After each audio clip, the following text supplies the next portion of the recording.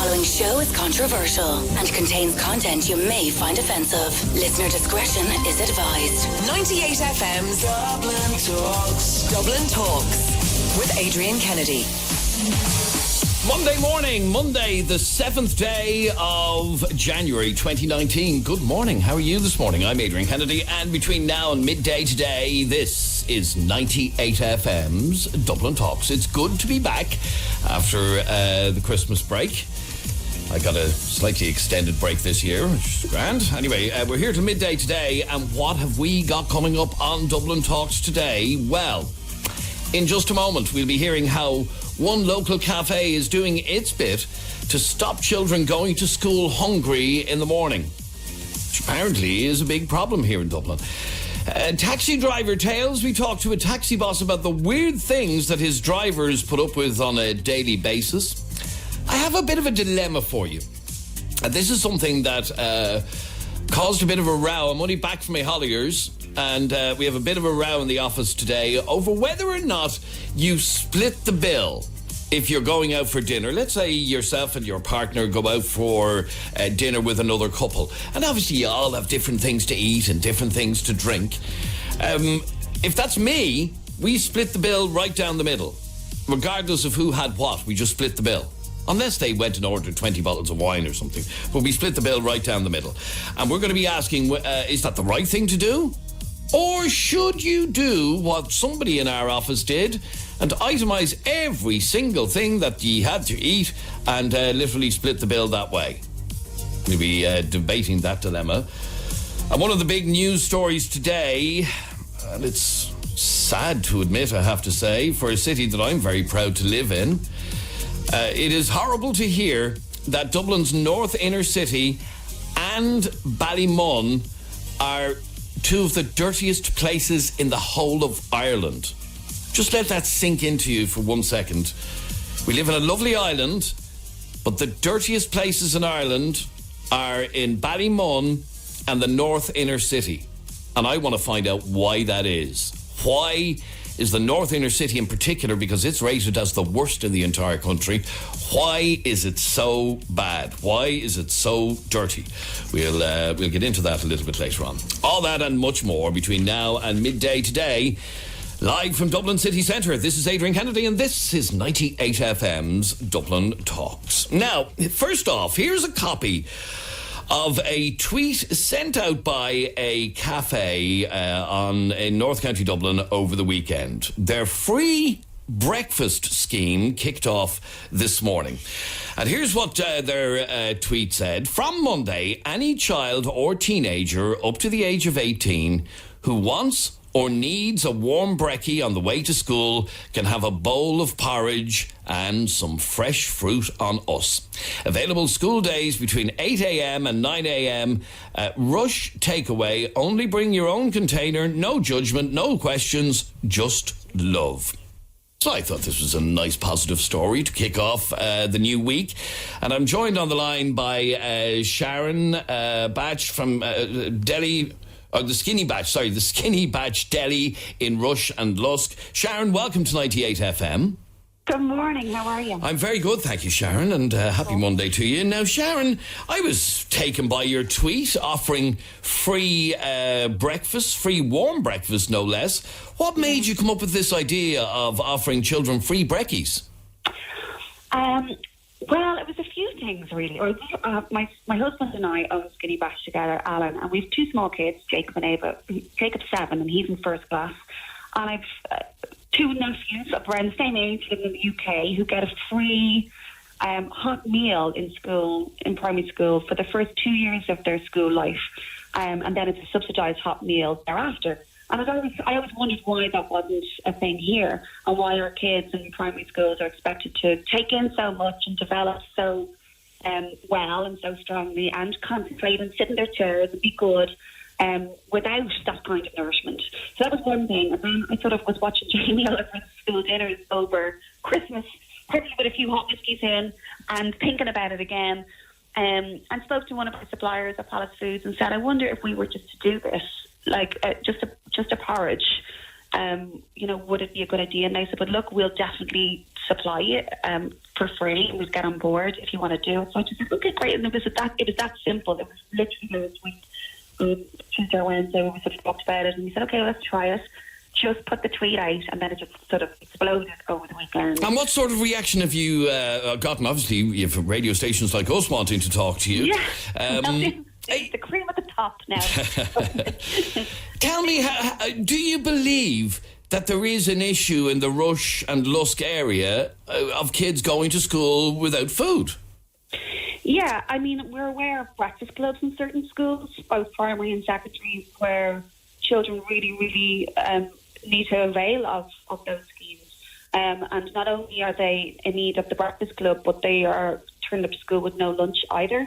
And so, there are lovely people working in the community and within those schemes who are literally telling me stories about popping sandwiches into kids' school bags from their own kitchens and from their own pockets because they know that they need them. And it's rather heartbreaking. I mean, Rush would be considered quite an affluent farming community, and we're sort of, there's lots of slagging off, I guess, about it, about, the farmers and their big cars, their big suits and everything. But underneath it all, I guess, we have to take stock of the fact that our communities aren't equal and that there are different families struggling with different issues, and that there are some kids who are struggling. I feel like, how are they expected to do well if they can't even get the basic sort of nourishment that other kids with privilege perhaps do have? Okay, let's find out how you did today. This tweet only went out over the weekend, inviting any child or teen up to the age of 18 who wants or needs a warm brekkie on the way to school. They can have a bowl of porridge and some fresh fruit on us, is what your tweet said over the weekend. Anyone turn up this morning? Yeah, it was really nice. We had a really nice, mostly little kids with their mums and dads in, who we would know and who wanted to support us, which was great. And then we dropped a good lot down to the secondary school with fruit. McCormick's Fruits here in Rush, or Fruit and Veg here in Rush, donated fruit, as did fruitbox.ie. So we had lots of people showing wanting to help. We've had people contact us over the weekend wanting to donate money and time, and really the response has been unreal. So we hope we can kind of start with this little idea and perhaps grow it into something a bit bigger, a bit more exciting. I would love to talk to some of the schools in our areas about that idea of a hot meal during the day. I don't know how we're going to get there, but we do have a broken down old truck, vintage truck last year, so perhaps we'll start with that and we might try and decorate that up, and maybe that'll be the answer, but I don't know yet. It's a little seed now. Okay, so you haven't planned how long you're going. I mean, is this an indefinite thing? I'd like to think they will do for the rest of the school term, for sure. And I mean, porridge is such a simple thing to put on and to do, that it doesn't cost us any extra, real labour or stress or hardship to put it on. But it's such a lovely thing to have in the morning, and we've put toppings out so people. I wanted to take the pride out of it as well, but I didn't want people to feel like they had to ask for it if they really needed it, so that it's just there and they can just help themselves with whatever toppings that they like. So it's just laid out in the window in the morning. So I'd like to just see, I'd love to just have it there, just have it available every day. If somebody's on the way to school and they want to grab it, they can grab it. All right, but I have to say, I think it's a fantastic idea, and a number of our listeners have sent us messages to congratulate you and to say what a good thing. In fact, here's one here, if I can just play it for you. Yeah. Oh no, that's not working for some reason. Oh, okay. I'll get it working now in a second. But anyway, yes, a lot of people actually in touch with us to say what a good idea your service is. I think I have it here. Let's see. Do I have it here? No, I don't. Oh, there we are. It's going to be for him. It's going to eat away at him and literally eat away at him. Oh, that's not it. No, that's not it. Oh, okay, sorry about that. Okay, anyway, it's the cafe itself is called Skinny Batch Deli, and you're in Rush and Lusk, and it is available to any child or teen up to the age of 18 who wants or needs a warm brekkie. That's it. And and they don't have to ask for it. It will just be available. They just pop in and they can just help themselves. And as I said in our tweet, we're not judging and we're not asking any questions, but they can just take it. All right, well, I think I have that message now. Let's have a listen to this. Dear God, are kids actually going to school nowadays hungry? because the parents have no food. Are we going back to the 50s? Is that actually... I can't believe this is a thing. Can't be. An interesting message. And it obviously is a thing. It is a thing. And the more that you talk to people who are really working at that level with kids, whether it's primary or secondary, in your area, the more you'll discover what the reality is. You know, I mean, we've heard, you know, in the news over the last, you know, couple of years about families living in hotels, and those kids going to schools, and you know, there's great struggle and hardship out there that, you know, if you're just tipping away at your daily life and, you know, giving out about whatever, the football match or whatever, you know, that it is that you're consumed with, I suppose you're not really looking. And we weren't really looking. It was just that we opened this cafe in Lusk as well as our deli in Rush, and they're both relatively new, and really started talking to the community that we sort of realised, you know, the different layers, I guess. And in fact, I just got another message from somebody saying something quite similar. Don't be stupid. No kid in this country goes hungry. And I think... Really? And then just like... Reading the news then about all of the homelessness that's in this country. I mean, really, like a lot of the comments on Twitter over the weekend have been people tagging in local councillors and indeed Taoiseach and saying, like, really, you know, is this where we're at now? We've got, you know, local businesses, small businesses taking matters into their own hands. But, you know, yes, I mean, I know that we're not the only ones who are out, you know, who are trying to help. But there's a huge problem in this country. If we're looking at the news, we're aware of it. We must be aware of it. And all of the protests regarding people losing their homes and everything. Sure. All right, but let me just read out one or two final messages. Very good of this cafe to give children free breakfast. If only more cafes and restaurants did this for homeless people in Ireland, says that message. And another one says, what a kind gesture, fair play to those people. On the flip side, I'm sorry, any parent who sends their child to school with no breakfast or lunch needs to examine their parenting skills. It's less than €1 for a family-sized bag of porridge. You can get bread for as little as 30 cents and sandwich fillings for a max of €2 a week. And I know, but the point being that the point being is no judgment. Yes. That's the point.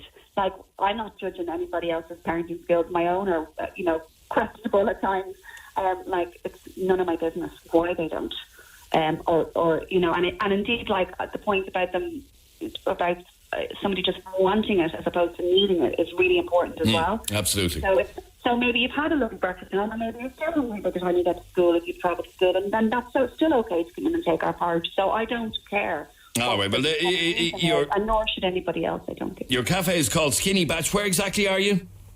So we're on Rush Main Street, which is our flagship shop. We're only open a year and a half, and we've just opened a sit-in cafe in Lusk just 2 months ago. So it's all going really well. But this is definitely something we wanted to kick off the new year with. I'm delighted now. It's just, the response has been fabulous. So. All right, and one final message. My wife is a primary school teacher, and she tells me every morning that they have children in the school that come in with no breakfast. They have to keep bread in the freezer to give them toast so that they don't starve. I couldn't believe it either. Wow. Yeah, it's a big deal. It's a big issue. It's a big deal, and it's not necessarily about crap parenting skills or anything like that. We can't say that. You know, we just don't know what's happening, or where those kids have had to travel from to get to school, or what. So, but it's definitely something that we're hearing more and more of the more that we talk to people working, as I say, at the ground level in these schools. And so, you know, wouldn't it be great if there was a government scheme or incentive where there was a hot meal delivered to school, every child once a day? So no matter what their situation or background, you know, even in terms of just nourishment and warmth, and you know, getting them to a point where they can really absorb all of their lessons, I think that's the real overall problem. Is why aren't our schools doing that? Why is it everywhere else but not in Ireland? All right, well, you're after creating a huge debate, and something that we may well come back to on the programme, Sharon, about children going to school hungry. Sharon from Skinny Batch Deli in Rush and Lusk, thank you very much indeed for talking to us, and well done from all of us here at 98 FM. Thanks so Great much, idea. Adrian. Have a lovely All day. right. Take care. Now, 2018 has officially wrapped up. Well, it wrapped up 7 days ago. But I was fascinated by some new statistics that Link Taxis have issued about the oddities of the taxi business during 2018. If you're a taxi driver, we want to talk to you in a couple of minutes. But I'm joined on the line by Noel Ebbs, who's the CEO of Link Taxis. Noel, welcome to 98 FM. Thank you very much. Great to be here. Good to talk to you, Noel. You issued some great statistics about, the way in which people use taxis and the weirdest things that you've found in taxis. The first question is, people complain about taxis being expensive, but one person ordered an extra long taxi journey during 2018. That's right. They went from Artane to Dingle. Now, that's not as bad as it appears. Dingle and Kerry? That's right, yeah. Yeah, go on. You're saying that's not as odd as it appears. It's not. It happens quite a lot now. Not at that level of 600 quid. And in fact, we didn't charge a man 673 in the end. We charged him 473 in the end. And the driver, in fact, very kindly waited for 2 hours for the lad and brought him back again. So he drove all the way to Dingle, Yeah. hung around for a couple of hours, and then drove back to Dublin with him. Drove back. What happened was, I don't know what was going on, but they were stuck. Somebody up there was stuck for a musician, and this guy was on their books, and they rang him and they said, "Can you come up?" And he says, "I can, but my car is broken down. Get a taxi. We'll pay. We need you tonight, and we'll take you home or we'll put you up, whatever you like." He says, "Well, look, I have to go home tonight because there's something else on tomorrow." And that's how the whole thing came about. I don't know, for anybody who's ever driven to Dingle, it's some hell drive. It's one of the longest you can do from Dublin. And how much was the total charge then for a return trip to Dingle and a 2-hour wait by the driver? Well, what the driver actually charged him in the end, what came up on his meter was the single trip to Dingle. Struck a chord with them. Oh, there you go, funny pun. Struck a chord with the lad on the and they were getting on. You know what, look, I'll bring you back for nothing, sure, and go anywhere. You'll be 2 hours, it'll be grand. And that's what happened, and he did. Sorry, Noel, I'm going to have to get the lads to ring you back because the quality of your line is really, really bad. I'll get the lads. It actually sounds like you're in Dingle or somewhere even further afield in the middle of the Atlantic. I'll get the lads to ring you straight back, Noel, and we'll find out the rest of that survey straight after the break. But I also want to hear from taxi drivers. I want to hear from you about the most famous person you've ever had in your taxi. What's the biggest fare you've ever gotten? Can you beat €673 to Dingle and back? And what's the weirdest thing a passenger left behind in your taxi? Call me right now on 6797 981. You can text or WhatsApp the programme on 0877 98 98 98. We're back in just a second. 98 FM's Dublin Talks. With Des Kelly Interiors. Huge January sale. Now on in all departments. 98 FM. If you're a taxi driver, I'd love to hear from you on 6797 981. You can text or WhatsApp us on 0877 98 98 98. I want to talk to you about the weirdest things that have ever happened to you as a taxi driver, the weirdest requests, the weirdest things you've found in your car, or the longest journey you've ever taken with a passenger. The oddest request that you've gotten. Noel Ebbs from Link Taxis is with me on the line, and he's been telling us, firstly, about the longest trip that one of his drivers did this year, and that was a round trip to Dingle in County Kerry. €673.60, Noel. That's right. €673.60 is what was on the meter.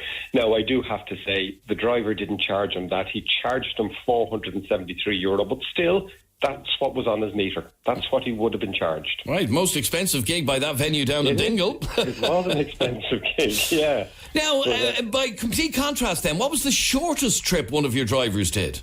So we have one here, the 3 Arena to the Gibson. You probably heard of that one. So we had an American tourist who was in the 3 Arena and insisted.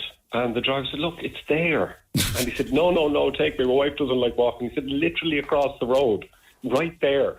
But of course, the guy insisted, got in the car, did a U-turn on the road and said, "No, this is it." And he said, "Oh, you meant right there. I thought you meant..." And for those of you, most people will know, but the 3 arenas of the Gibson Hotel is about 20 steps. That's it, literally. And how much was that fare? The meter didn't even trip, 560. 560. And again, of course, the driver didn't charge him, but that's what was on the meter, you know. That's amazing. That's what would have been charged. You got a laugh out of it. What's the oddest request one of your drivers has had? So what this thing has grown, this has become more the norm now. It's the breakfast roll. So What, can you collect me a breakfast roll? Can you get me a breakfast roll? So we have an arrangement with a couple of the spars, the privately owned spars, who do breakfast rolls for us at any time of the day or night. And it's a thing. People are ringing up saying, listen, can you get me a breakfast roll? I can ring Link Taxis and I can say, I'm starving, can you get me a breakfast roll? You can, if you're prepared to pay the blooming taxi fare as well. So it's an expensive breakfast roll. Yeah, say it is. All right, now, the most common question that passengers ask taxi drivers. Yeah, that's, how are you doing? Are you out long? Are you busy? That's the big one. Are you busy? Now, I have to say I'm guilty of that myself. Yeah. It's my icebreaker when I get into a taxi. How are you getting on? Are you busy? So okay, so that is I just fit into the norm there. And who's the most famous passenger in one of your taxis this year?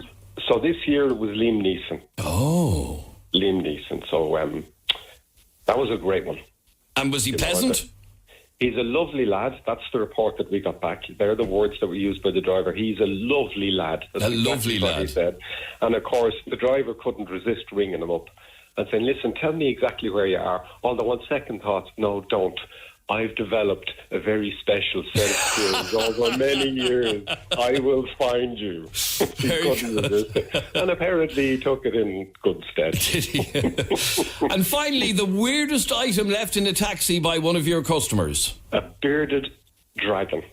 A bearded dragon lizard? Bearded dragon lizard was the oddest thing left in a taxi. Oh, I don't think I wouldn't want a bearded dragon near me at all. No, not a bit. And that's even funnier because the lad got in, he had a box with 2 bearded dragons in it, and one of them gnawed his way out of the box, crawls down under the seat.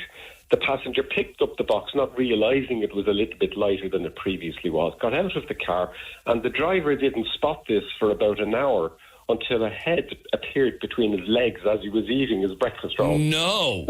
I swear to God, he nearly jumped through the windscreen. And it was a bearded dragon? A bearded dragon stuck his head up between his legs. Here's a bit of your breakfast roll there, mate. And what did he do? What did he do with the bearded dragon? When he kind of gathered himself and realised what was going on, he copped on, Jesus, that guy that I dropped off must have let the flipping thing out of the box. Because they've been talking about the bearded dragon because he could hear them scuffling in the box. So he brought the dragon back to him. That's amazing. That's amazing. Right. All right, a bearded dragon. The new thing is breakfast rolls. The longest trip of the year, €673.60, although the driver charged less down to Dingle and back. And one final one. Somebody on O'Connell Street wanted a lift to the Spire. To the Spire, from the GPO to the Spire. Oh, my God. And the driver said, what? What? He said, look up.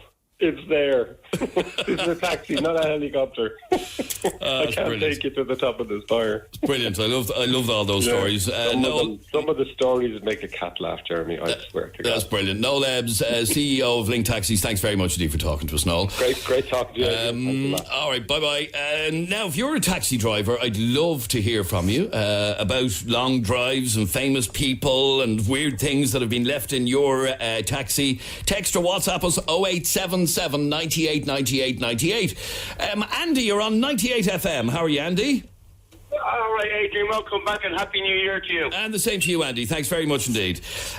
Well, Andy, tell me about your story with your American tourist. Oh, God bless them, Adrian. They're lovely, but they're some of the most naive people in the world. Questions such as, how does it feel living in the UK? Okay, yeah. How did you vote in Brexit? Really? You were actually asked that? How did you vote in Brexit? Yeah. And do we get over to the mainland much? Oh, my God. What's the mainland? Like the UK? Oh, Jesus. And how do you answer that sort of stupidity? Oh, you kind of melt over. You don't want to be rude to them, but you almost feel like saying, what is wrong with you? Like, we put a Republic in front of it so you know the bloody difference. But clearly not. But then again... And I've always wondered, when I'm travelling anywhere on holidays, I usually do a bit of research about the place that I'm going to and, what to expect and all that sort of stuff and whether the country is part of another country or anything like that. But I was up at the Giant's Causeway last year, and I'm standing at the counter in the reception centre in the Giant's Causeway, and this busload of tourists came up on one of the paddy wagon buses, piled into the centre. Anyway, the girl got to the counter, and she wanted to pay for whatever it was she was buying in euro. And the guy behind the counter politely explained, no, you have to pay in sterling, not euro. And she couldn't understand how she got on the bus this morning spending euro and she got off the bus this afternoon spending sterling, and they wanted sterling. And the guy behind the counter, who's quite rude actually, he says, "This is a different bloody country." And the poor woman... Come here, Adrian, the amount of times we get asked, how much is that in dollars? Really? And you take dollars, don't you? Go, no. And why don't you take dollars? Everybody takes dollars. Because we're not a third world country begging for American dollars. That's exactly it. We're in Europe, But then again, listen, I've also been asked or been told that they're doing the whole European tour. They're doing Paris, they're doing Rome, they're doing Egypt. I gotta go, Egypt is not in Europe, love. It's in North Africa. My husband bought the tickets. It's in Europe. Okay, well, when you go back to States, you tell them you've seen the wonderful pyramids of Europe, why don't you? What's the weirdest thing you found in your taxi, Andy? I hope my kids are not listening. Women's underwear. What, she just left them behind her? She might have taken them off in the car and left them there, yeah. so that was a removal job and a half. I'd say it was. All right, good to talk to you, Andy. Thanks very much indeed. And finally, Paddy, you're on 98 FM. How are you, Paddy? How are you doing, Adrian? You well? Paddy, you have a certain question that you used to ask taxi drivers, but you don't anymore. Used to ask taxi drivers, what do you use to sort of defend or protect yourself? And instead of asking the usual questions that they always get asked. Anyway, I've seen tasers and mace and all that. And I asked this fellow one day, I got into his cab, and he says, do you know what I use? I'll show you what I use. And he reached underneath the steering wheel somewhere and pulled out a bloody autopsy saw. A what? An autopsy saw. This thing is about a foot long, and the teeth on it were about an inch long. And I stopped asking this question after that, An autopsy saw was one... Now, I don't even know what one of those is, but I can imagine it's not the most pleasant device. No, it's a scary looking thing. I don't know where he put the from underneath the steering wheel, but he had it there anyway. An autopsy saw, right. So you stopped asking what's I stopped asking after that then. Oh, I love it. Brilliant. Thanks very much indeed, Paddy. And thank you all of you for your calls. This is 98 FM's Dublin Talks. We've a lot of messages actually coming in on that about the most famous people and everything else, but unfortunately time has caught up on us. I want to move on to something else. I just Googled an autopsy saw there. Right. To see what it looks like. And it's not like the saw that you cut the wood with, Adrian. I wouldn't have thought so. And why was he carrying it underneath the seat? As a protection, basically. So, taxi driver caught carrying an autopsy saw underneath his car. Although you know what they say, don't you? Taxi fares nowadays, it costs you an arm and a leg. Okay, now I want... But they do! Ladies and gentlemen, I want you to help me deal with a bit of an issue that I have. I'm only back from my Holliers, and when I was on my Holliers, we went out for a meal. There was actually 6 of us. There was 3 couples. We all went out for dinner, and without even looking at the bill or who had what or who ate what or who drank what, the 3 of us, 3 couples, split it 3 ways. And that's the way I always do things when I'm out for dinner with family, friends, whatever. Regardless of what the people in the group have. Regardless of what, unless one of them is taking the piss and ordering a bottle of vodka. We split it 3 ways or 4 ways or whatever ways, regardless of who drank what or who ate what. The whole of Dublin is actually debating this at the moment because we put up a teaser video on our Twitter page at 98FM's Dublin Talks, and even the whole of 98FM are debating it among themselves at the moment. And it's the whole issue, Adrian, isn't it, about when friends go out for a meal together, whether or not you should just split the bill 50-50 or whether you should do an itemised bill. Yeah. So I was out for a meal on Friday in one of my favourite restaurants, Siam Thai. Yeah, lovely. Lovely spot. Yeah. It is. And it was myself and my wife. I'm going to set the scene for you listening so you can see where I'm coming from here. So there was 4 of us, myself, my wife, and 2 friends. Mm-hmm. So 4 of us had the meal. And we ordered different things. Obviously. My wife only ordered a starter portion as a main course because she doesn't have that big of an appetite. We weren't drinking, so we ordered 2 soft drinks. And the couple that were with us ordered 2 glasses of wine, 1 glass of wine each. The bill came to 75 quid thereabouts at the end of the meal. And the waitress put the bill down on the table for 75 quid. And the couple that we were with, I wouldn't class them as good friends. We meet up with them once a year or whatever, normally after Christmas time. And the couple that were with us said, how much is the bill there, Jeremy? And I said, it's 75 quid. And they said, okay, that's we'll split that down the middle. And I said, oh no, we'll itemise it instead. And sorry, we're talking about a bill of 75 quid.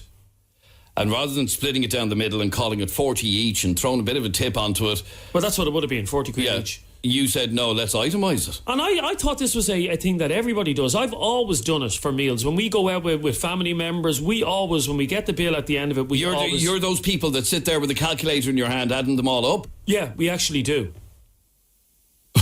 And I'll explain in a moment the reason being, but we threw this out in the office earlier on today to find out how many people actually do this, and they were all saying, no, Jeremy, you're a stingy git. You're blah, blah, blah. You saw my reaction earlier on when you told me this. It was like, really?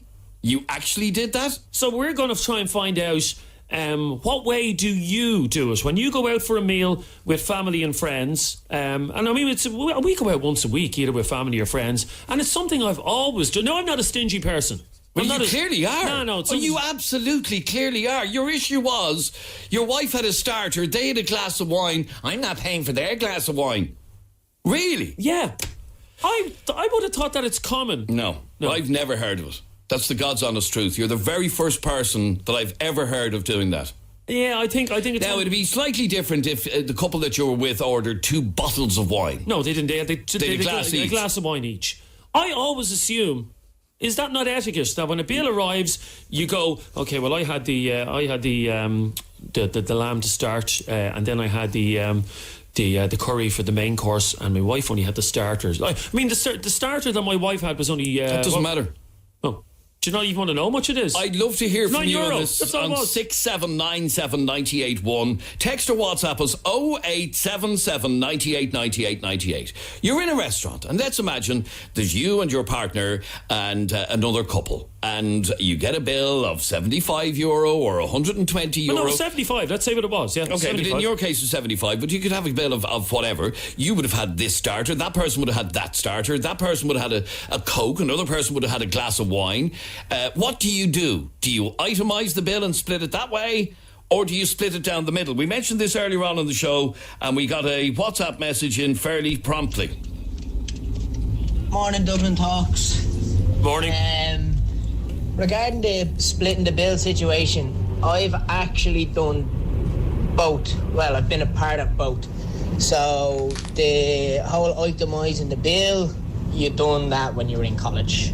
You're just watching your pennies and you're paying for what you had. On the other hand, I have gone out for a meal with 4 people. I don't drink. There was 2 bottles of wine purchased, and the ladies and the other gentleman in question had glasses of wine, and I paid for the full bill. I didn't itemise. We didn't split it. I just paid for the full bill. I don't think I've actually ever split the bill when I've gone out with just 4 people. I think I've paid for it or someone else has paid in full for it. But I've been on both sides. All right, there you go. That's one WhatsApp message. I'd love to hear from you on 6797 981. Text or WhatsApp 0877 98 98 98. 98 FM's Dublin Talks with Des Kelly Interiors. Huge January sale now on in all departments. 98 FM. If you're out for dinner with another couple, or maybe 3 couples, or 4 couples, what way do you split the bill? The way I do it, and always have done it, is I split it right down the middle. Regardless. Pardon me? Regardless of what? Regardless, yeah. Oh, okay. Absolutely regardless. Because they're obviously important enough people to go out for dinner with. They're important enough in our lives, and I'm not going to start arguing over pennies with No, people. there was no argument. There was just raised eyebrows. Yeah, you probably fell off the chair in shock. So I have a question, and I want you to help us solve this dilemma. If you're out for a meal, you're with another couple, do you split the bill or do you itemise the bill? Okay, so I want you to text split, if that's what you do, or item. Okay, so split or item. So splitting the bill means it's 50-50, you pay half, we pay half, there you go, all sorted. Or do you go through the drudgery? And I know waiting staff hate when people do this. I didn't know why the waiter was standing there. Okay, so what I want you to do is text the word split if you split the bill normally, or item if you itemise the bill normally, and send your text to 0877 98 98 98. Just text one of those 2 words, split or item. I think the majority of people are going to side with me. I think the majority of people actually do split. Look, I actually have the receipt in my back pocket. There's the receipt. Yeah, grand, yeah. Look the way I have it written there. My initials beside what I had, JD. Yeah. My wife's initials, SD, what she had.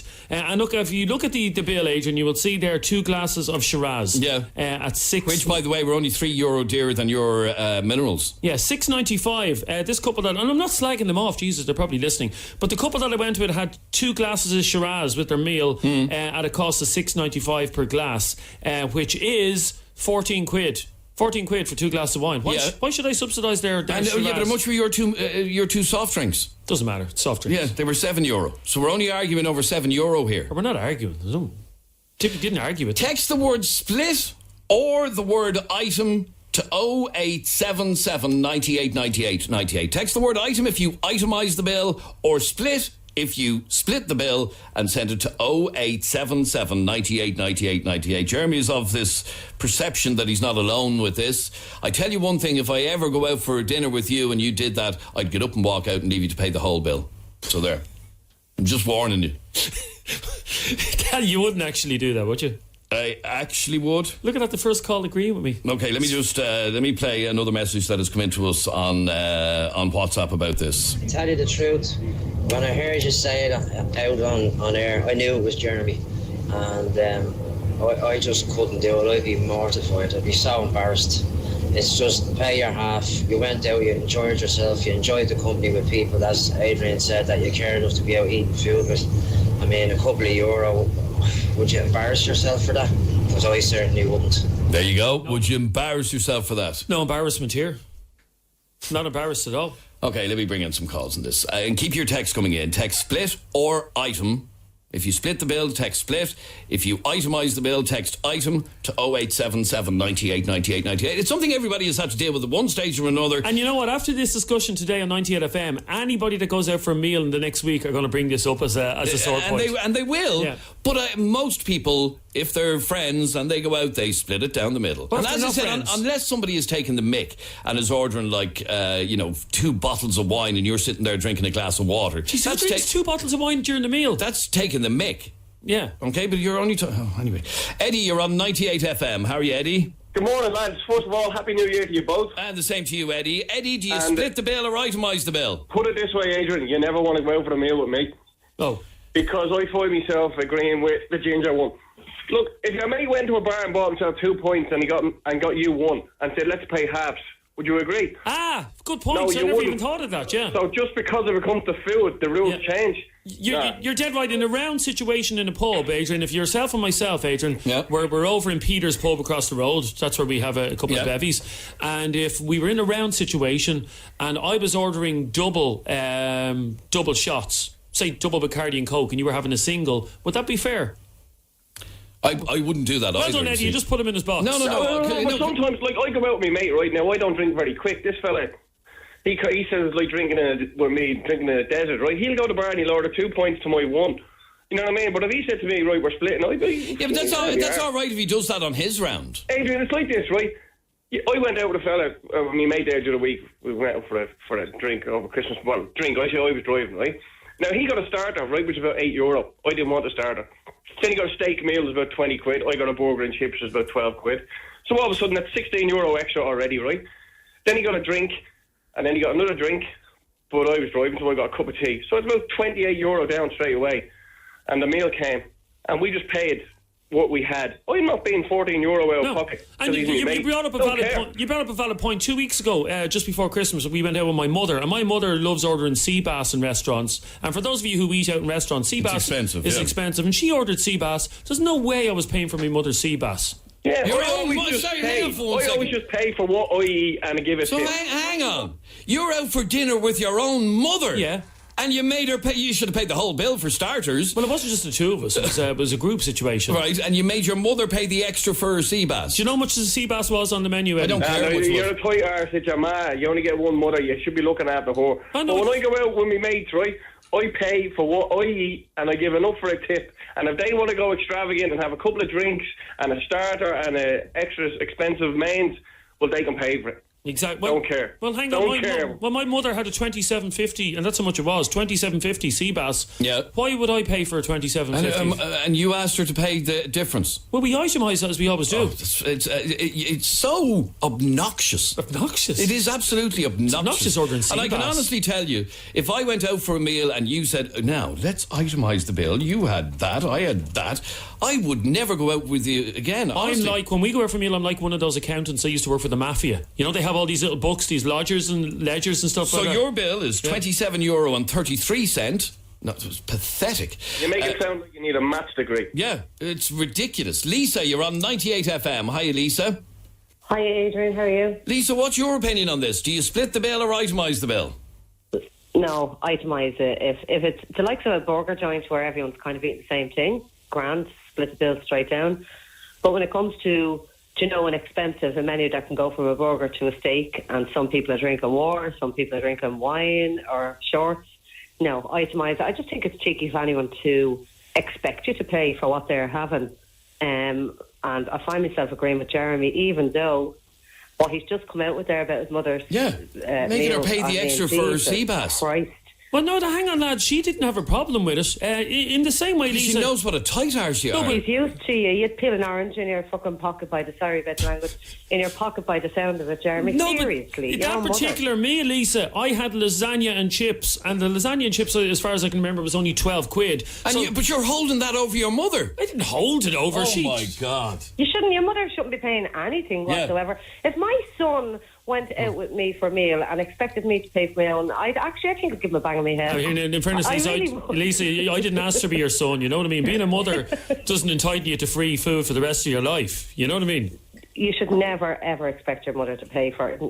Even if she only had a side of chips, a steak, I don't care what she had. You do not expect your mother to put her hand in her pocket out for a meal. Oh, so mothers get a free ride for the rest of her life? You've got a free ride for, how many years. You're still getting it. Still sponging on it. Yep. Didn't ask to be born, did I?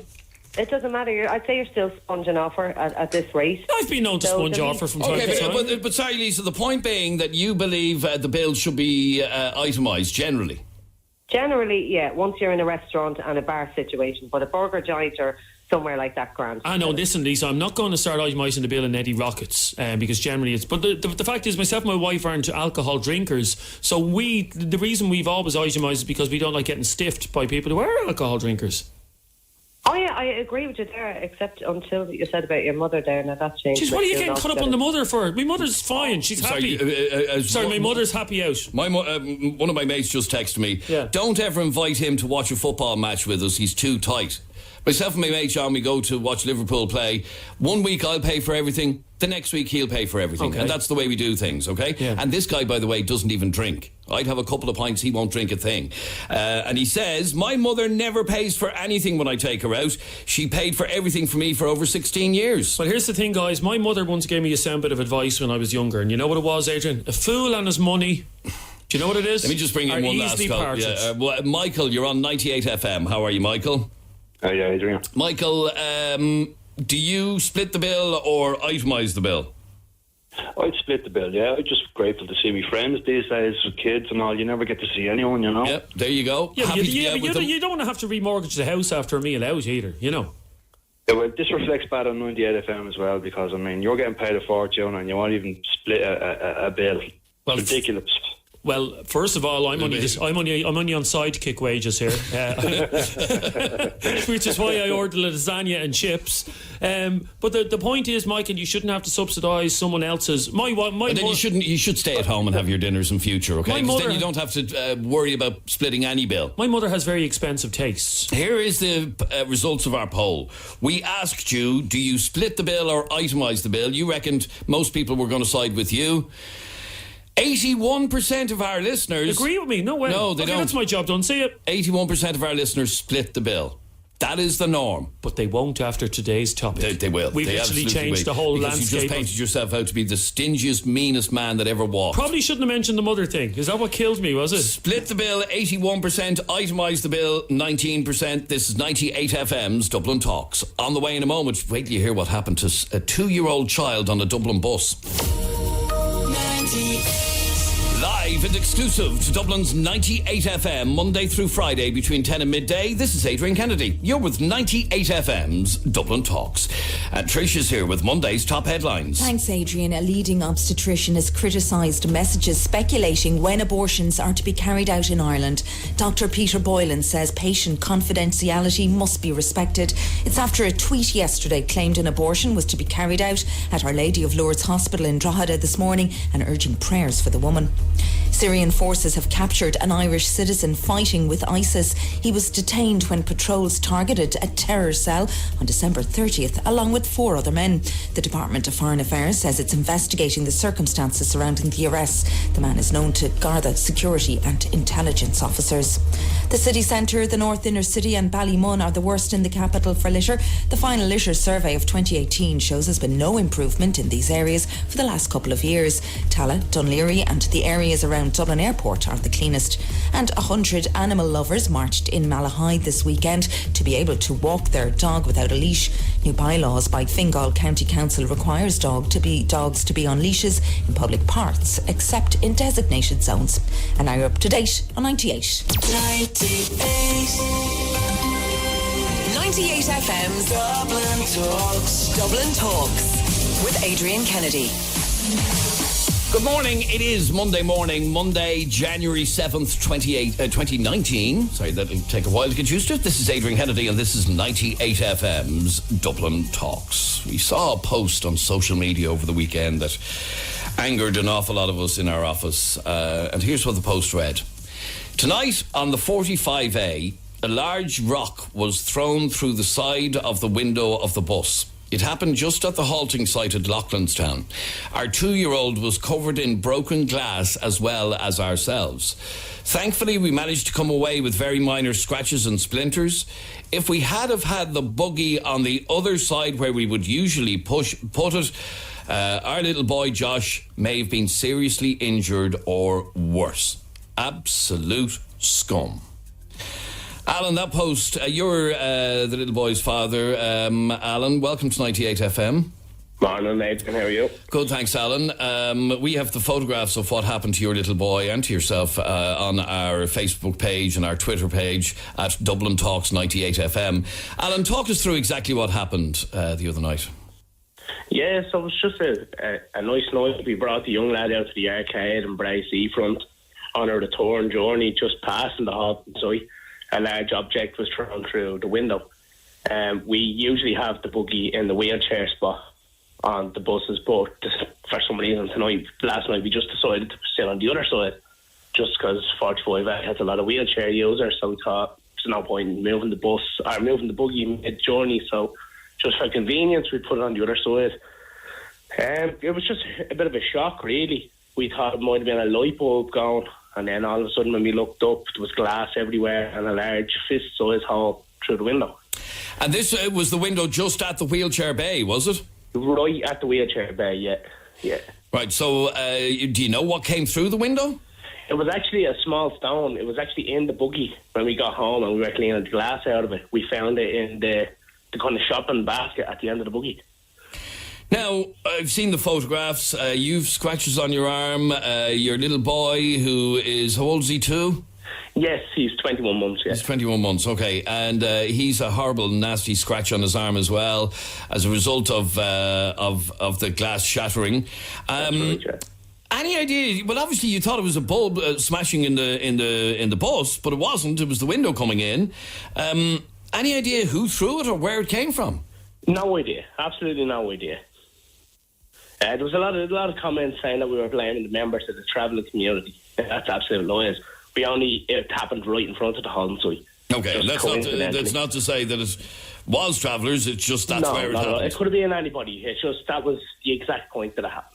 It could have been anybody. And the point, well, okay, let me find out firstly, were the Gardaí called? And the bus driver said that he was going to inform the Gardaí and then Go Ahead would get back to us then for the statement. Because, of course, the 45A is now one of the privately operated buses operated by Go Ahead. They've taken over that route from Dublin Bus. That's right. So, okay, they said they'd be in touch with you. So no idea who it was. How is your little boy? I mean, the point of this conversation is, Alan, and what you're trying to highlight is what could have happened, God forbid. Okay, your little boy has a few scratches on his arms. You have as well. And that's bad enough. But your point was that, God forbid, had he been at the wheelchair bay where you would normally park a buggy, he could have got glass in his eye. He could have got glass in his mouth. He could have been very badly injured. Yeah, absolutely, yeah. I mean, when we were getting off the bus, the whole pane shattered. Oh, really? It's safety glass and it's designed to, have a hole or have a break in it for a while before then shattering. But as we were getting off the bus, the window did shatter. So it could have been 1,000 times worse. It could have been 1,000 times worse. That's unbelievable. What is your message? It's something I've spoken about in this programme before, Alan, because I despair of this mindless, and that's all it is, mindless vandalism, because, I try to communicate to people who would do that. What if it was your granny sitting on the bus? Or what if it was your little nephew who's only 3, or whatever? We all have relatives who are young, who are old, and I just can't, for the life of me, get my head around how people can do that. What is your message to the young fellas or young ones, or wherever they were, who threw that brick at the bus last night? It's brainless. It's absolutely moronic. There's no need for it. I mean, there's plenty of things to do in the area. There's football clubs, there's boxing clubs. There's no need to throw rocks through the windows. I mean, that my baby could have been killed last night. And that's not an exaggeration to say that. No, absolutely not. No. If the window had have come in, he could have been killed. Sure, the driver would have lost control of the bus. We could have been seriously hurt. And like I said, I hate having to report on stuff like this, but it's disgraceful. It just doesn't make sense why somebody would do that. But look, I wish you well. I hope how is your young fella today? He's good. It didn't really faze him, the bang frightened him, but he is only 2, so he carried on about his business. And as I mentioned, we've spoken about this before. It's an ongoing problem on loads of bus routes. Unfortunately, it's not unusual. One of our bus driver friends, I'm a bus driver, and it happens at least once a week, which is just mind-boggling. It really is. All right, well, I'm glad everybody is okay, and we just wanted to highlight that just to, let the morons know that you could kill somebody. And how would you be then? Because, whatever chance you have of getting away with that one, if you killed somebody, you could be guaranteed you'd be tracked down, you would be prosecuted, and you could end up in prison for killing somebody, because that's what's going to happen, unfortunately. All right, glad to know everybody's okay, Alan, and thanks very much indeed for talking to us on 98 FM. Cheers, Adrian. Have a good New Year. And the same to you. Thanks very much indeed. It is horrible what happened on the bus. That poor child could have been very seriously hurt, says this message. This person's going on about travellers. It just so happens that it happened near a travellers halting site. He's not in any way saying it was travellers, just he was giving the location of where it happened. This is 98 FM's Dublin Talks. Now, if you live in the Ballymun area, or if you live in Dublin's North Inner City, I want to hear from you about why your area, both Ballymun and the North Inner City, are the dirtiest kips in Ireland. And I'm not making that up. Because, according to a report released today, Dublin's North Inner City and Ballymun have been declared seriously littered areas. The North Inner City comes the lowest on the list of areas that have been monitored for litter in the entire country.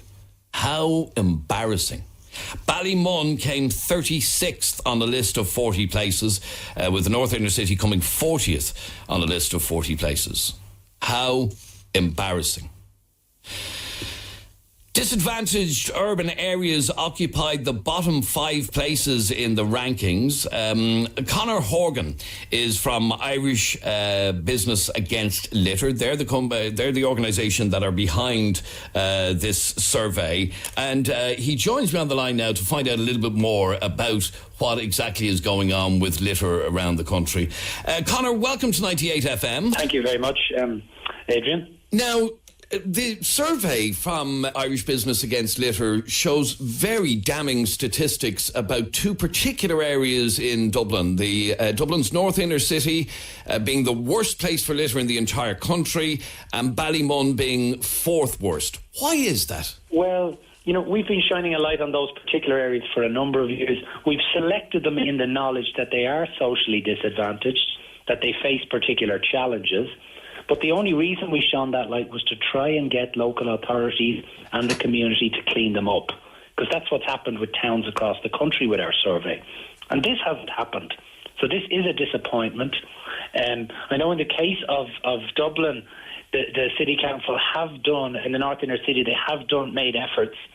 But it's just not reaping rewards. And I think it really boils down to the fact that there's no tidy towns committees, there's no spring clean-up groups to speak of, and in the absence of having the community involved in cleaning up litter, it's very hard to get the environment clean.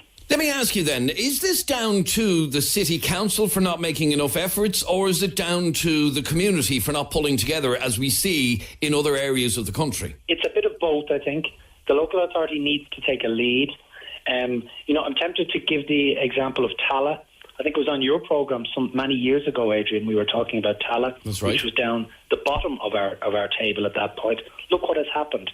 Tala is cleaner than European norms in 13th position. Now, Tala isn't altogether comparable to these areas, but nonetheless it does share a lot of their issues. But the local authority, I think, has spearheaded a change in that area, and it would appear has got the community on board, and Tala is now clean. Why can't that happen elsewhere? OK, so looking at the North Inner City of Dublin, there are a number of streets mentioned, like Oriel Street and Dunn Street, Sheriff Street Lower, Railway Street, the list goes on. And anybody who drives around the Dublin 1 area will see it with their own 2 eyes. This area has been on your list for years. This has. Some of the other areas the other problem areas, if you like, we've just done in the last few years. North Inner City, we've been looking at for 10 years now. We have seen improvement, we should say that.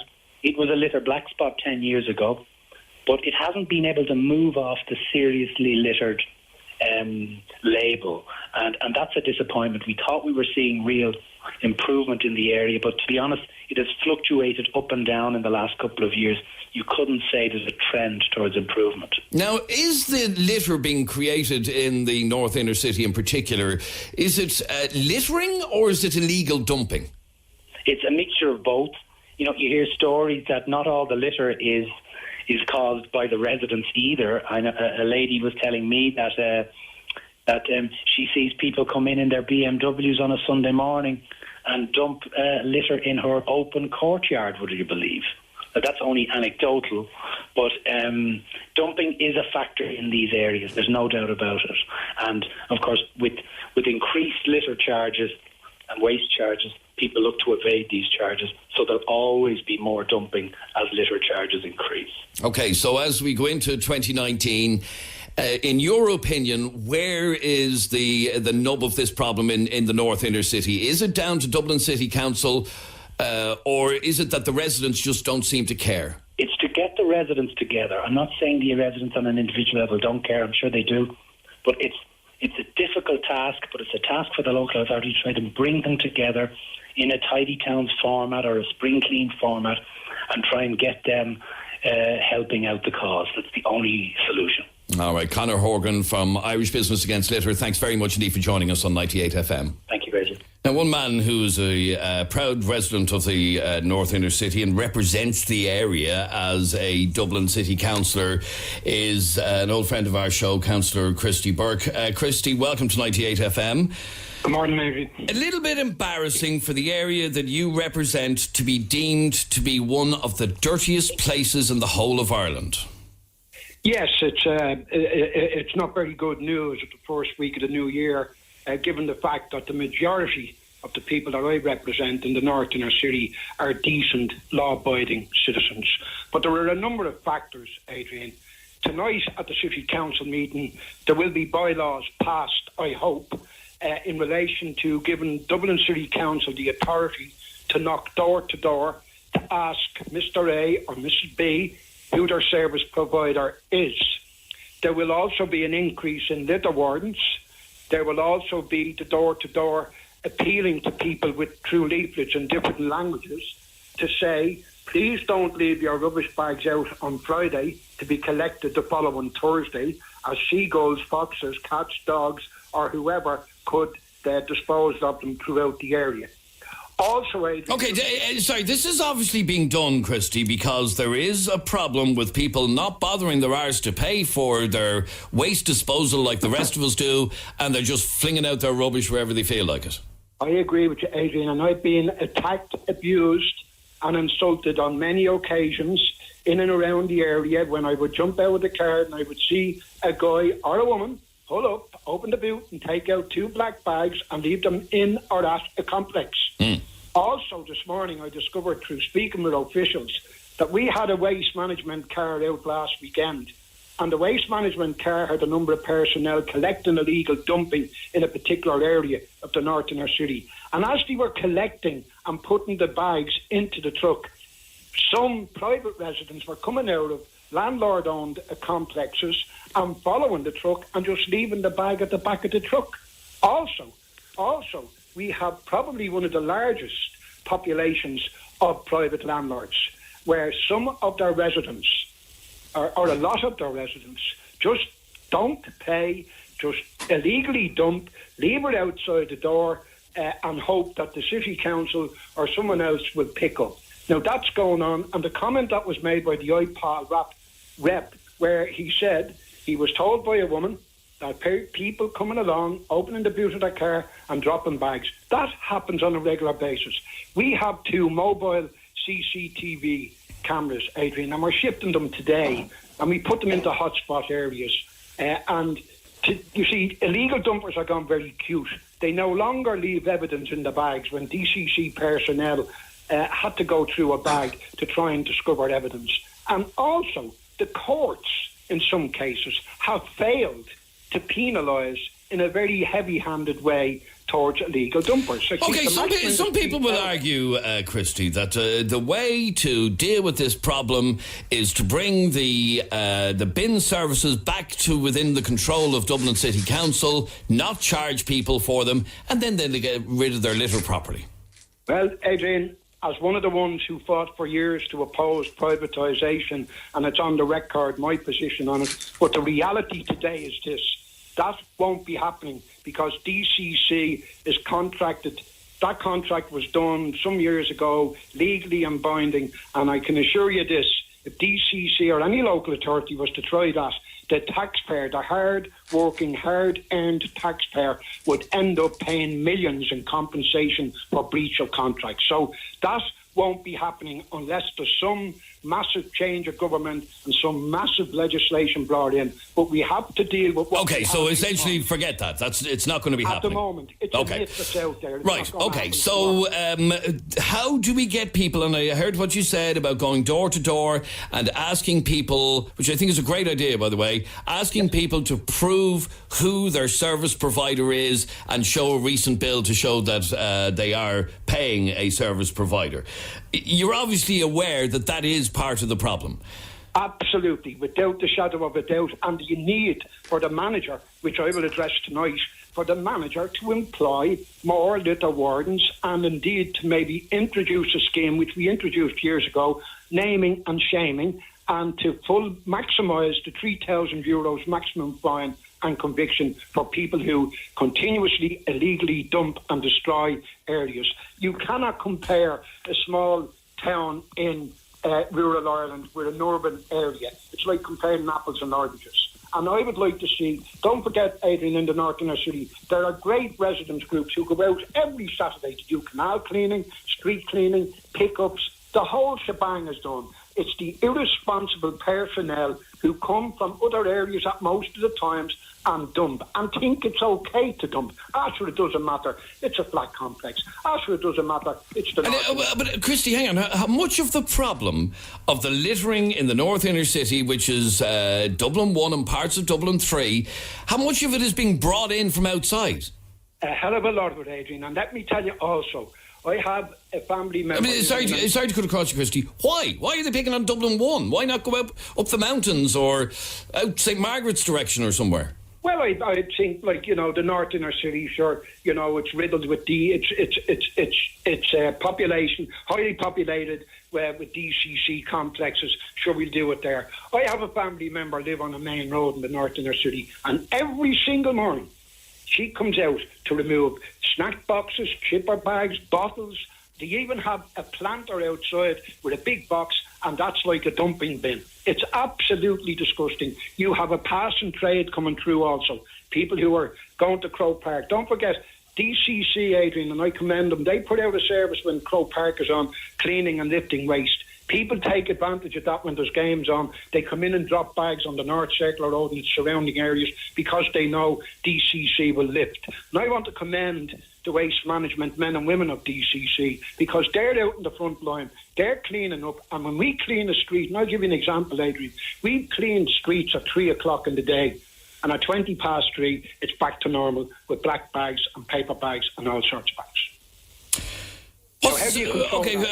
We mentioned a while ago that Tala was on this black spot list a couple of years ago. It is now on the list of acceptable places. In fact, it's cleaner than European norms, where a couple of years ago it was way down bottom of the list. How are we going to do the same thing? And by the way, the population of Tala is even bigger than the North Inner City. How are we going to get the people of the North Inner City to start being proud of their area and making it look better? Well, first of all, I want to commend Tala and its residents and its businesses and our local authority for that, because to have pride in your area is one of the greatest gifts that we can be given. But I think that we have to now adapt an in-your-face policy and maybe bring in, like they do in other countries, from school age, the importance of putting your bottle or putting your bag into a litter bin. Now, people will say litter bins are removed. They were removed because people were trying to squeeze black bags into the small roundy ones on bus stops. That's the reason they were removed. But I think schools have a role to play. It could be part of the curriculum. I think all groups, residents groups, DCC, and Garda Síochána, the whole shebang has a role to play in putting pride into our areas.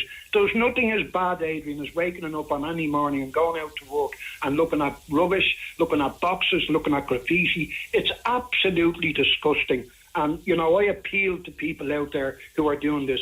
Please stop. Have pride in our city, have pride in our area, and let's get to the ratings and the category of Tala and other areas that have the clean bill of health.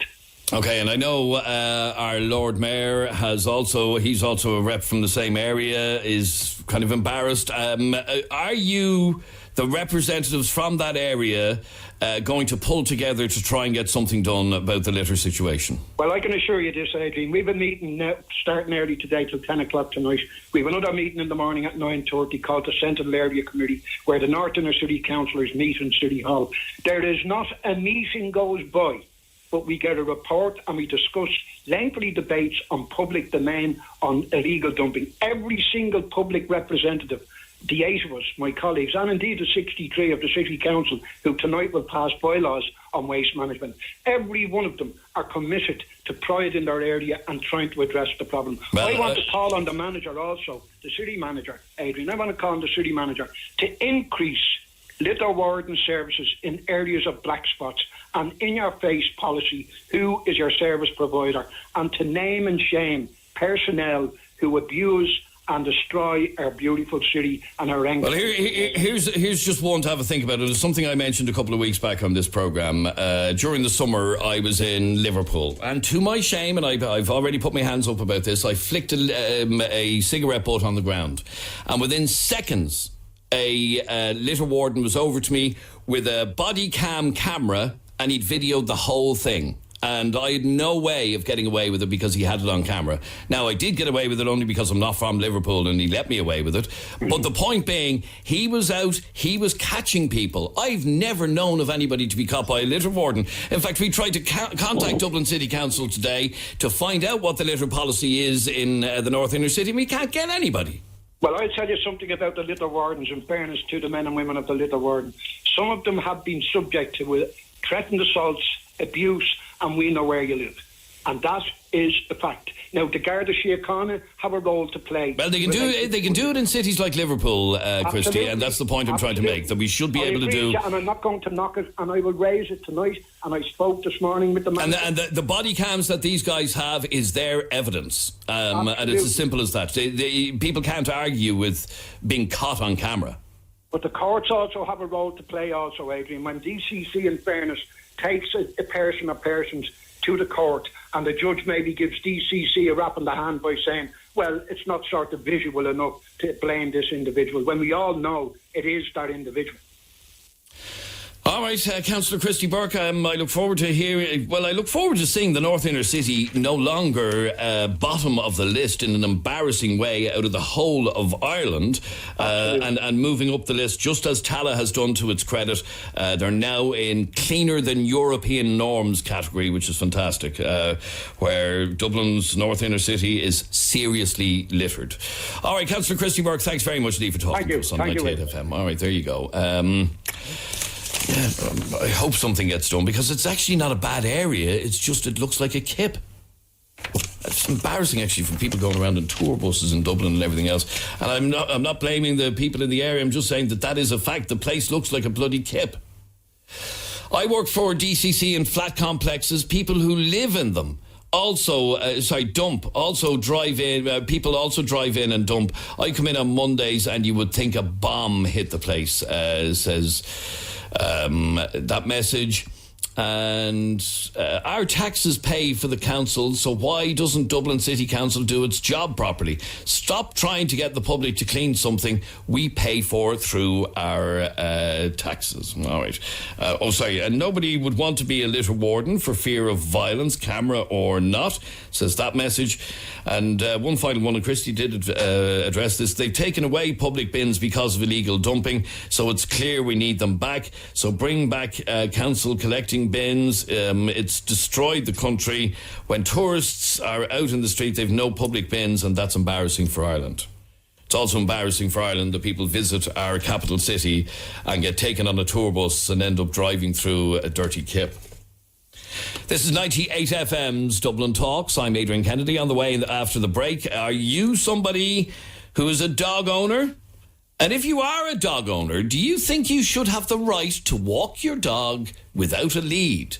Well, a group has pulled together in North County Dublin to try and object to new Fingal Council laws. Find out what that's all about straight after the break. 98 FM's Dublin Talks with Des Kelly Interiors. Huge January sale now on in all departments. 98 FM. I want to give you a statement and find out whether or not you agree with this statement. A dog should never be let outside its owner's garden without a lead, be it on beaches, in parks or on footpaths. The question is, do you agree with that statement? Or, as a dog owner, do you reserve the right to be able to take your dog off the lead while in public places such as parks? Well, our local story today involves dog owners from North County Dublin who aren't at all happy. More than 100 dog owners marched through the North Dublin village of Malahide over the weekend in protest at regulations imposed by Fingal County Council. The demonstration was organised by the Fingal Dog Owners Group, who aren't happy with new bylaws being brought in by Fingal County Council. And I'm joined on the line by Tommaso Hobon, who is from the Fingal Dog Walkers Group, Dog Owners Group, should I say. Welcome, Tommaso to 98 FM. How are you? I'm good, Adrian. Thank you very much for having me on. Okay, tell me firstly, before I find out about your demonstration of the weekend, what exactly are Fingal Council proposing?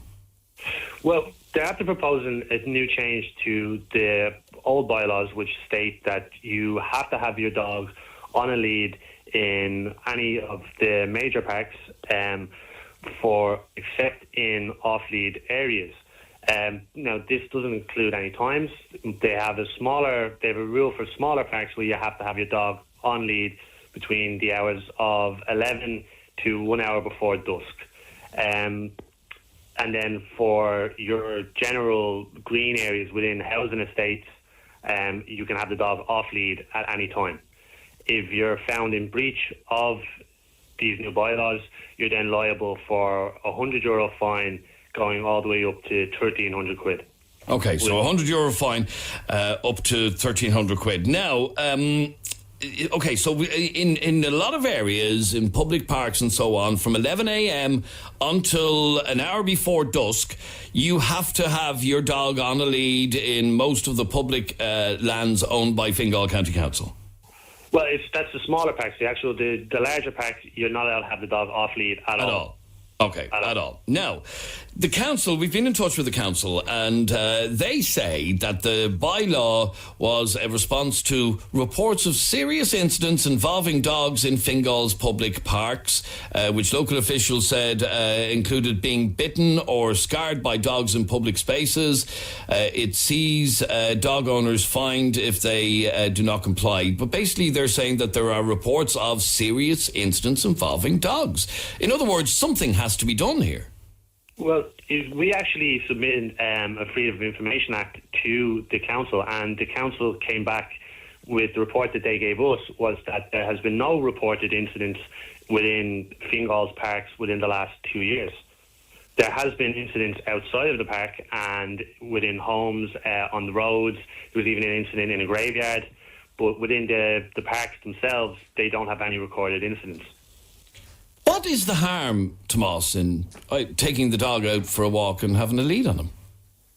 Well, it's not the fact that you have that there's a harm in walking the dog on the lead. It's about socialization, fulfillment of life for a dog, for mental, for their mental health and their own mental awareness, of giving them something other than just being walked on a lead. They can go into the trees, run around, have a smell, see what else is around, talk to other dogs, socialise, which promotes good dog behaviour. But the council are providing what they describe as designated zones. That's good, isn't it? The designated zones are quite small in the thing. I've a quote here from our current mayor of Fingal, Anthony Lavin. He said that the areas are not a huge amount. He feels like in his own local park, he actually proposed to increase the areas to some back trails in the woods and stuff, which he was then denied from.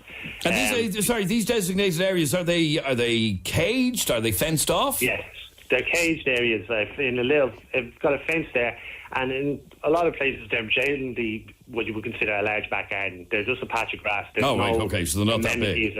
There's no stimulation in them either. So I mean, there's nothing there for the dogs to use, or there's no water access for them. There's no shade. They're a large patch of grass with a metal fence around them.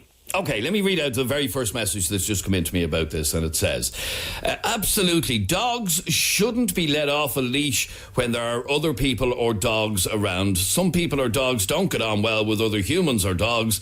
The owners who let their dogs off a leash put other dogs and other people in danger. What do you say to that? Well, I would agree that some dogs shouldn't be allowed off the lead, but the turn around and say that all dogs shouldn't, I think is... But how do you define that? Now, I know as it stands, we have a list of dogs which are on the restricted breeds list, which all have to be on a lead at all times. And that applies to, 10 or 11 dogs or breeds. Other people believe that same rule should apply to all dogs. Well, the old bylaws and the law in Ireland in relation to having dogs off the lead is that you have to have your dog under effectual control at all times. I know, but again, that's extremely hard to define. Well, personally, I feel that if I'm walking my dog and if I see other dogs off and I know the dog, then my dog's fine to go off the lead and interact and socialise with that dog. If I see a dog on the lead, it's recall, put the dog back on the lead if necessary, and to be respectful of other people. I mean, there's other areas... I know, but you know and I know, Tomas, that not every dog... I mean, for example, we have a little jug. She's a Jack Russell pug, right? So her instinct is to go hunting and to go sniffing around and everything else. But she's not a sociable dog at all in that she will fight with other dogs, so we don't let her off the lead. The problem is that other similar owners do let their dogs off leads because they think they know their dog really well, and then he ends up in a fight with another dog or worse. Well, I can't speak for other owners because, obviously I don't know with themselves, but I would feel that they should know that they're own animals, like the way you know your own dog. Also, there should be a larger presence from the dog wardens. I feel like there's an inadequate amount of dog wardens. Yeah, I would agree with that. We only did a thing on this programme a couple of weeks ago where not one person had seen, not one of our listeners had seen a bloody dog warden in 6 months. So that is a problem. Okay, so... I mean, another example that we had from our producer, Jeremy, he was on Sandymount Strand last summer, and he had to pick up his young fella twice because of dogs running towards him. That's not good enough. People should be able to go out and walk without having to worry that their child might be jumped on by a dog. I agree with you there. I mean, that's totally the truth. You shouldn't have to be worrying about other people and their dogs. But it comes back to the old bylaws and the law of Ireland that you should have your dog under effectual control at all times.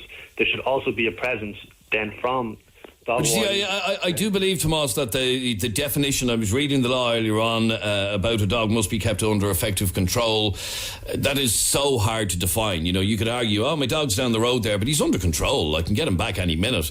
Where if he's on a lead, that's fairly cut and dry. That's fairly clear. He's either on the lead or he's not on the lead. But that's one take on it. But so you've said that you've got a jug, okay? Now I know jugs are great little dogs.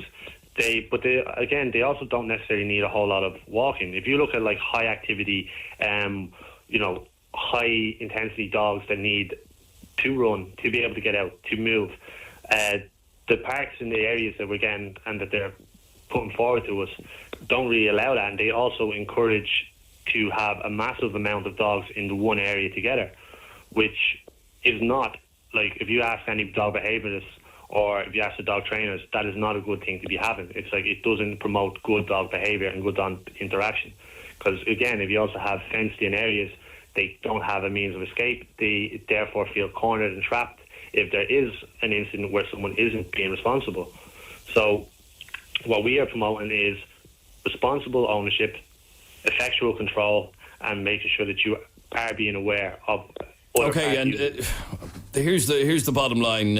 For every responsible dog owner, and I firmly believe this, Tomas, for every responsible dog owner, there's an irresponsible one or several of them. And maybe that's what's forced Fingal to make this decision. You had over 100 dog owners take part in your march at Malahide over the weekend. You're not going to let this one go. No, we had a couple of hundred dog owners walking, and we also had several members of the community, when saw what we were doing, joined in as well. So by the end of it, we had quite a large amount. All right. I'm going to keep in touch with your campaign, because I'm very interested to see how it turns out, because I know an awful lot of people believe, and this is maybe perhaps they're not dog owners, but believe that all dogs, and the law should be tightened up, that all dogs in public places should be on a lead. But anyway, Tommaso Hoban, thanks very much indeed for talking to us on 98 FM. Angela, I'm going to talk to you straight after the break. You believe that no dog should be off a lead ever? Absolutely not. I have a dog. I always walk him on the lead. The only time he's off the lead is when he goes for a swim in the canal. But it's like 2 kilometres straight that I can see if there's anyone. And if there's anyone, even if I see them as a dot, he's straight on the lead. Okay, stay there for 1 second, Angela. I'll be with you straight after the break. 98 FM's Dublin Talks with Des Kelly Interiors. Huge January sale now on in all departments. 98 FM. We're in the middle of a conversation about new bylaws being introduced, much to the annoyance of many dog owners, by Fingal Council, where they're basically restricting areas in which dogs can walk. In all of the large public parks, you will have to have your dog on a lead, except if it is in a designated zone. And a lot of people took to the streets of Malahide the other day to protest about this. But Angela, you would fully support all councils doing this. Absolutely. I mean, they obviously haven't taken this lightly. You know, they're not taking it lightly. There's obviously been attacks on people. It's obviously a nuisance that they've decided to do it. And I think every council should. I have a dog. He's a playful pup, right? But he's a medium dog. And when he sees someone, all he wants to do is play and everything. And that's not fair.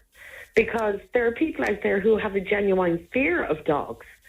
And especially with kids, like you're looking at dogs running up and jumping on kids, and you can't have that because you don't know for that split second that a dog will turn. And I think that's the thing that everybody forgets, that it does take a split second. And I'll give you a great example. Here's a message that we got in just a moment ago, and it says, I had my dog for 5 years and always walked him off a lead and never had a problem with him or other dogs. He was always well behaved. Until one day, he attacked a small dog who was on a lead. It scared the life out of me and goes to show that you can never trust how your dog is feeling or how they will react. In other words, you might think you know your dog, but you never do. You never do. And it's like, as I said, the only time that my dog is ever off the lead is when I bring him down to the canal and you can see for 2 kilometres, right? And if I so much as see, because I'm constantly aware, because he swims the canal, the whole thing he'll do. But if he sees someone, he'll come out to the canal. So I'm always next to him. And if I see someone and I know, like, they're about 1 kilometre away, I can see, I'll straight away get him out. Okay. And I'll straight away put him on the lead. Stay there for a second. Let me bring in Catherine. Catherine, you were also at that protest in Malahide over the weekend. I believe your little dog even featured on the 6-1 News. Yeah, she did, all right. Look, thanks for taking me on. I'm not on to argue, and I don't want arguments with anybody over the dogs. I think basically what the Fingal Dog Group represent is trying to bring out the good side of responsible dog owners, because I get that there are responsible dog owners, but it's really unfair that the people who do look after their dogs and are responsible are getting lashed out of it. Now, I've walked in 2 parks, mostly Malahide, and truthfully, I'm a carer for my son. My son is 8 and has multiple disabilities. Mm-hmm. During the summer, I found it was very difficult. He didn't like being in, so I took to walking with him. So I bought myself a new jogging buggy, a new walking buggy, which was fantastic for walking. Took to Malahide Park, and for my own mental health, it was brilliant. My dog is a service dog. I know service dogs are not, they are exempt from the bylaw, so they don't have to go into pens and whatever, but that's okay. But generally speaking, though, Catherine, service dogs are very well-trained dogs.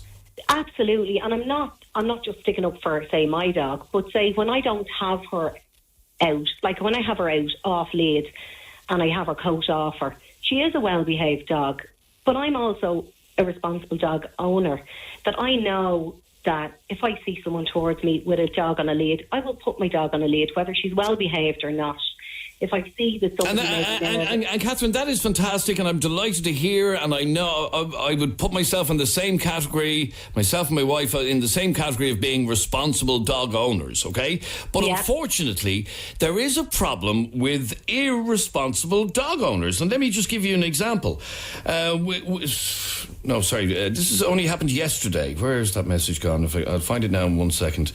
And basically, this person is saying that they got shouted at by a woman who let her husky off a lead yesterday, and she was told to mind her own business. Now, and I agree with you. It's not nice.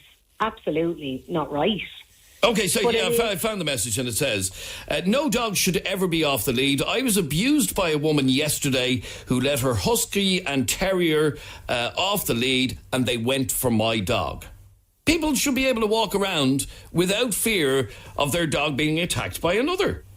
Absolutely. I totally agree with you. And I feel, though, if we had the dog wardens in place, this wouldn't happen as often, because, look, you go through the park. But realistically, and I agree there's not enough dog wardens around, but realistically, we don't have the staff, and we're not likely to have the staff to patrol every single park and beach in Dublin to make sure dogs are under effective control. It's never going to happen. It's funny, since the bylaw came out, there seems to be dog wardens coming out of the woodwork. Like, they've taken on a lot more dog wardens down on the beaches, in the parks. So since the bylaw has come into place... I tell you what I want to do, Catherine. I want to do a lightning fast Dublin Talks text poll. Okay, lightning fast, in that you have 2 minutes to enter this, because the show's nearly over. What I want you to do is text yes or no to 0877 98 98 98. Here's the question. Should dogs always be on leads in public places? Text yes or no to 0877 98 98 98. Simple question. Should dogs always be on leads in public places? Within the next 2 minutes, text the word yes or the word no to 0877 98 98 98. I'll give you the results of that in just a second. Lorraine, you're on 98 FM. Hi, Lorraine. Hi, good morning and Happy New Year to you. And the same to you, Lorraine. Thanks very much indeed. Lorraine, you believe that they should always be on the lead at all times? As a dog owner. As a dog owner, yeah. And I tell you now why. You cannot speak for your dog, or you cannot say when your dog could turn, right?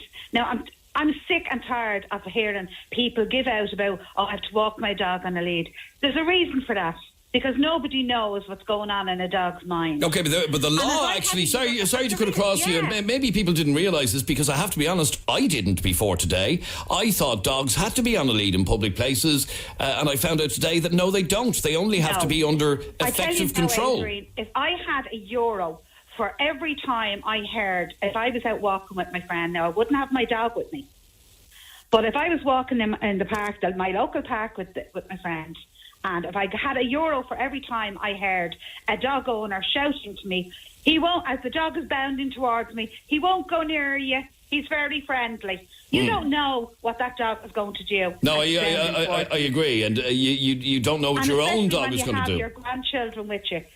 I said, my friend has had her grandson with her in the park, and he was literally knocked over by a dog, so-called friendly dog. Now, the child is absolutely terrified now of dogs. Okay, Catherine, how do we deal with this sort of thing, other than to say, if you're in a public park or a public place, you have your dog on the lead? Well, the only thing I would say is they are putting in the pens, right? So if they're going to put in pens into dog parks, provide adequate dog pens, provide adequate shelter, provide adequate water, provide benches in the parks where people can actually sit down. If you saw the 2 dog pens, one which is currently in River Valley, which has absolutely destroyed the park, the other one is... Can't blame the council for that, though. Well, they have... Adrian, can I say something? Yes, go on, yeah. Adrian? Yes, go on, Lorraine. No, just the dog that I have, right? I couldn't, most dogs can be put on a retractable lead.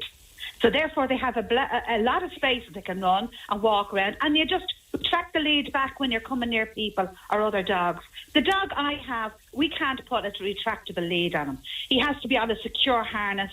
He has to be muzzled.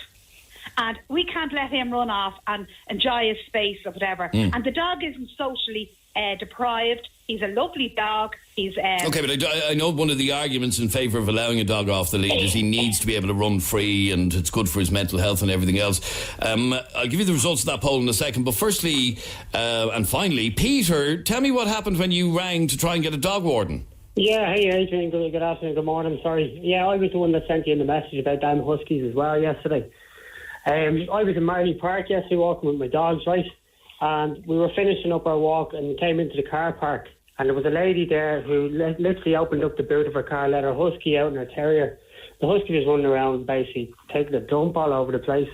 Started coming towards my dog. I asked her to put the dog on the lead and she said no. She totally refused. She stuck her finger up in my face, called me an a-hole. So go on, what happened when... sorry, I'm just out of time, yeah, Peter. Sorry, just this time. Sorry, I got the phone number for the park warden, rang the park warden, and he was like, oh, okay, yeah, no, okay, yeah. I said, do you want her reg number? No, okay, you can WhatsApp it to me if you want. And that's the attitude. And that was it. Right. That was it. All right. Thank you, Peter. I'm sorry to cut across you. 55% of you in our poll, and quite a volume of messages as well in our poll, said yes, dogs should always be on a lead in public places. Catherine, let me just finally put that to you. 55% said dogs should be on a lead at all times in a public place. What do you say to that? Well, I suppose if that's how people feel, that's how they feel. We're not against people who have a fear of dogs. We're not against people putting their dogs on leads. We're just trying to defend the people who want to be able to let their dogs run free. Who let their dogs off leads. All right, Catherine, I'm really sorry to cut across you. I'm way out of time. Thanks very much indeed. And thank you, all of you, for your calls, comments, texts and opinions this Monday. We're back with Tuesday's Dublin Talks tomorrow at 10. Barry Dunn is on the way, and in the next hour, he's got some great music lined up like these.